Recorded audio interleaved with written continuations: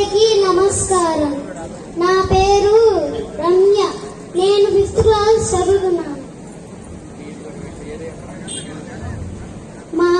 మా ఇల్లు ఏనుగడ్డ మీద ఉంటుంది. మాకు రోడ్డు కావాలి. మేము ట్యూషన్ నుంచి వచ్చేటప్పుడు మాకు కరెంట్ లేదు. మాకు కరెంట్ కూడా కావాలి.